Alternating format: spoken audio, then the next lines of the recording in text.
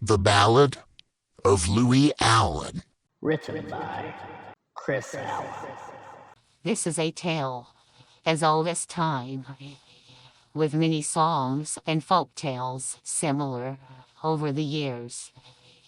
But our tale takes place on a stretch of road called Lick Branch. That is where Louie Allen called home. Louie, like many fellows before him, was born in the gutter. As a youth, Louie spent his days rummaging for a hot meal up and down the neighborhood. Or if times were really hard, he'd go dumpster diving to feed himself and his brothers and sisters. Louie grew up hard, and he grew up fast.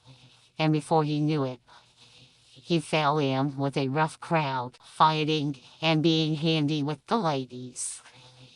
Louie loved the ladies, and the ladies loved Louie. Louie would wait till his woman was gone to the clinic and would sneak over to his woman's brother's wife so she could play reindeer games and do things with her hands that would make your tail wag, if you know what I mean. Out of all the ladies on the block, the fire and desire of Louie's loins was Ramona. Ramona was a hot little tamale with her bleach blonde hair and the way she pranced around the front yard in the summer, sunbathing with nothing on but a smile. Louie knew she knew people can see her, and he was liking what he was seeing. But alas, Ramona belonged to another, as she seemed used to the good life, which meant she was too good to slum it up with Louie.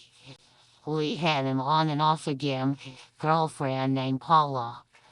They were more like brother and sister than lovers, and actually it was rumored that Paula's 7 children belonged to Louie, but Louie never admitted it. And Paula was too proud to come forward with the name. She figured let sleeping dogs lie. I know what you're thinking. What's this got to do with the ruckus and the tragedy that befell that cool autumn day? And to that I say, this got absolutely everything to do with the tragedy.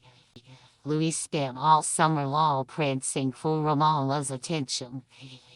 And little by little, he noticed she played the radio a little louder when love songs came on, as she knew Louie could see her. Then came the secret meetings. The first time was in the woods, out from Ramona's mobile home.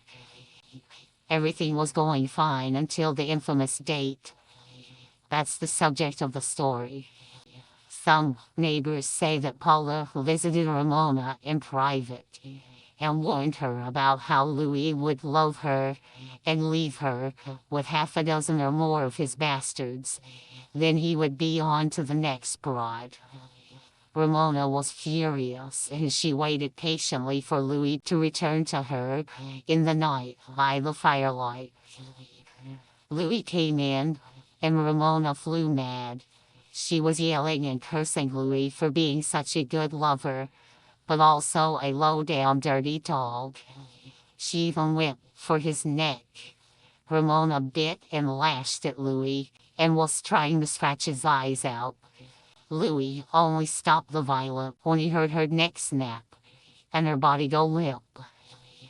Louie went next door and asked Paula to help patch him up. She was cleaning the wounds on his neck and face when he smelled Ramona's scent on Paula's collar. Paula was a gutter girl like Louie. She never could afford to smell so sweet. Poor Paula.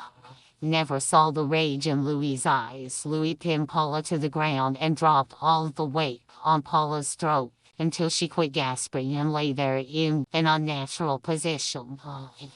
Louie got rid of Paula's body in the same creek that he dumped her mama.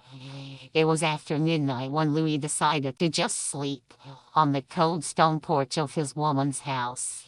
The next morning, Louie wakes up to the sound of fresh kibbles and water being poured into his dish. "How's mommy's fluffy boy doing?" asked his woman. Louie wags his tail and pants, showing his woman he loves her the best. Louie sits and eats his kibbles and bits as he sees his woman leave for the day to go to the clinic. Louie thinks to himself, every dog has his day, but when you're King Louie, every day is your day.